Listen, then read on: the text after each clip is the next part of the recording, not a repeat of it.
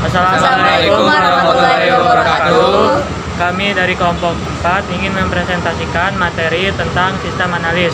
Saya yang bernama Nuraidika Setiawan, dan di sebelah saya Fatia Hanifah Desvianti, dan samping saya Rizka Zulfiana. di sebelah saya Nugini Kurnia Sidiki.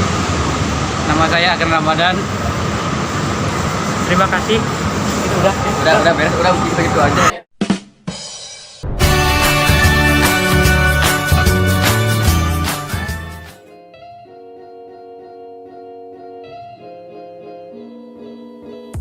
Assalamualaikum warahmatullahi wabarakatuh. Perkenalkan, nama saya Nuraidika Setiawan dari kelompok 4. Di sini saya akan mempresentasikan definisi sistem analis. Analisis sistem adalah seseorang yang bertanggung jawab atas penelitian, perencanaan, pengkoordinasian, dan merekomendasikan pemilihan perangkat lunak dan sistem yang paling sesuai dengan kebutuhan organisasi bisnis atau perusahaan.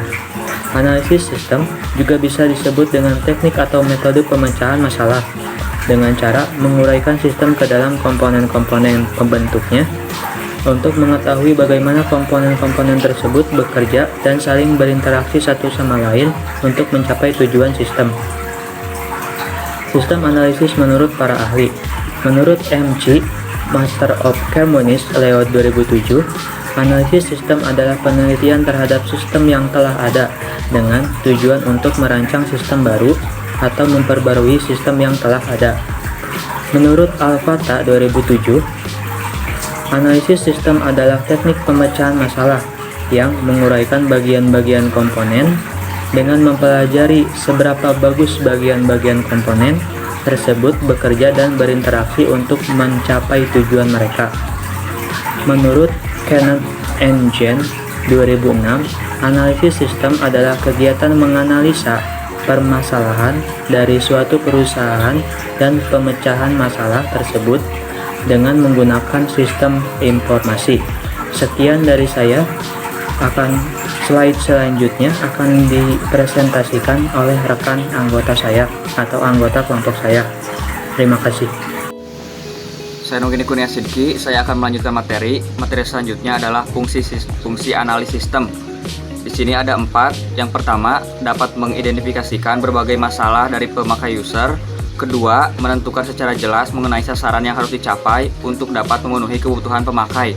Ketiga, dapat memilih metode alternatif dalam memecahkan masalah pada sistem. Keempat, dapat merencanakan maupun menerapkan rancangan sistem sesuai dengan apa yang diinginkan pemakai. Selanjutnya, kami akan membahas mengenai stakeholder. Stakeholder adalah semua pihak di dalam masyarakat, baik itu individu, kelompok, atau komunitas masyarakat yang memiliki hubungan dan kepentingan terhadap sebuah organisasi atau perusahaan dan isu atau permasalahan yang sedang diangkat. Stakeholder yang terlibat adalah sistem analis, yaitu sering kita temui contohnya staf, dosen, supplier, karyawan, satpam, bahkan mahasiswa. Terima kasih, sekian akan dilanjutkan oleh rekan saya. Assalamualaikum warahmatullahi wabarakatuh. Nama saya Muhammad Gufron Nurhali dari kelompok 4.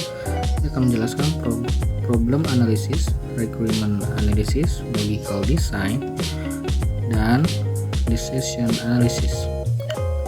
Yang pertama, problem analysis adalah kemampuan untuk mengenal elemen-elemen situasi dalam permasalahan dan memahami komponen mana saja yang kritis. Requirement analysis, tahap interaksi intensif antara analisis sistem dan komunikasi pemakai sistem end user, di mana tim pengembangan sistem menunjukkan keahliannya untuk mendapatkan tanggapan dan kepercayaan pemakai sehingga mendapat partisipasi yang baik. Logical design, perancang yang dapat dilakukan tanpa harus tergantung dengan platform atau teknologi yang akan digunakan untuk mengimplementasikan sistem. Decision analysis, tahapan desain sistem ini memikirkan bagaimana menggambarkan sistem dari mendapatkan gambaran pada tahap analisis sistem. Sekian, terima kasih. Dari saya, wassalamualaikum warahmatullahi wabarakatuh. Di sini saya Rizka Zulfiana akan melanjutkan presentasi yang berjudul aktivitas-aktivitas pada tahap analisis. Yang pertama ada aktivitas inisiasi. Aktivitas inisiasi adalah tahap awal untuk memulai kegiatan sistem analis atau yang disebut juga dengan mengumpulkan informasi tentang teknologi komunikasi. Adapun aktivitas dari inisiasi, yang pertama menentukan tujuan inisiasi secara rinci, yang kedua mengidentifikasikan faktor-faktor penentu keberhasilan untuk pelaksanaan proyek. Yang kedua ada problem analis. Problem analis adalah sesuatu yang terpenting dalam mengetahui investasi yang diterapkan. Adapun aktivitas dari problem analis, yang pertama mengidentifikasikan masalah yang terkait dengan subjek, yang kedua membangun hierarki sebab akibat dalam masalah. Yang ketiga ada requirement analis, yaitu proses untuk mendapatkan informasi yang dibutuhkan oleh pengguna. Adapun kegiatan requirement analis, yang pertama mengidentifikasikan kebutuhan pemakai, dan yang kedua mengidentifikasikan kebutuhan perangkat lunak. Yang keempat ada aktivitas logical design. Aktivitas logical design ini menjelaskan database secara detail, dan adapun aktivitas dari logical design, yang pertama merancang dan mengintegrasikan network, yang kedua merancang arsitektur aplikasi dan mendesain user interface, dan yang terakhir ada aktivitas design analisis, yaitu aktivitas kegiatan mengambil keputusan dalam prinsipnya, yaitu meliputi kegiatan integrasi. Kegiatan integrasi ini kegiatan yang merupakan kegiatan mengamati lingkungan untuk kepentingan membuat keputusan. Sekian dari saya yang akan dilanjutkan oleh rekan saya.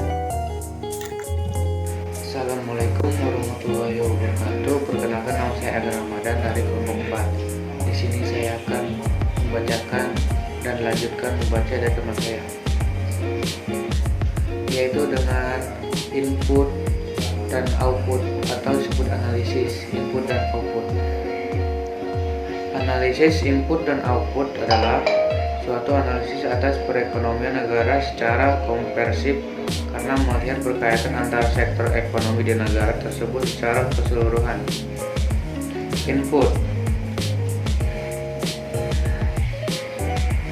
mengidentifikasikan pihak-pihak yang berkepentingan, menganalisis kebutuhan yang diperlukan dalam membangun proyek dan memperkirakan risiko-risiko yang akan muncul. Output proyek charter terselesaikan dan disepakati. Terpilihnya manajer proyek. Teridentifikasinya pihak-pihak yang berkepentingan. Business case terselesaikan. Terima kasih. Wassalamualaikum warahmatullahi wabarakatuh. Di sini saya Fatia akan melanjutkan tentang macam-macam pendekatan sistem analis. Nah, analisis sistem itu kan teknik pemecahan suatu masalah. Nah, ada 3 pendekatan pemecahan masalah. Yang pertama ada analis terstruktur. Analis terstruktur itu sebuah teknik yang berpusat pada proses yang digunakan untuk menganalisis sistem yang sudah ada. Kemudian mendefinisikan persyaratan-persyaratan bisnis untuk sistem lama dan baru atau keduanya. Nah, terus yang kedua ada analis informasi dan pemodelan data, yaitu sebuah teknik berpusat pada data tetapi sensitif pada proses.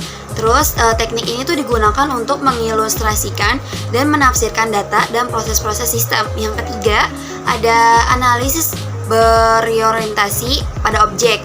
Nah, ini tuh sebuah teknik yang tidak memisahkan data dan prosesnya.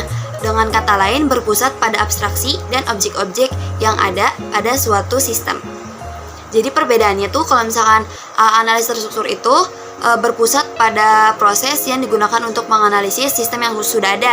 Terus kalau misalkan analis informasi dan pemodelan data itu berpusatnya pada data tetapi sensitif pada proses. Terus yang terakhir, kalau analisis berorientasi objek itu berpusatnya itu pada abstraksi dan objek-objek yang ada pada suatu sistem. Sekian dari saya, kurang lebihnya mohon maaf. Wassalamualaikum warahmatullahi wabarakatuh.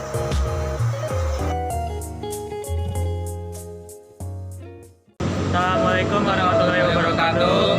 Kami dari kelompok 3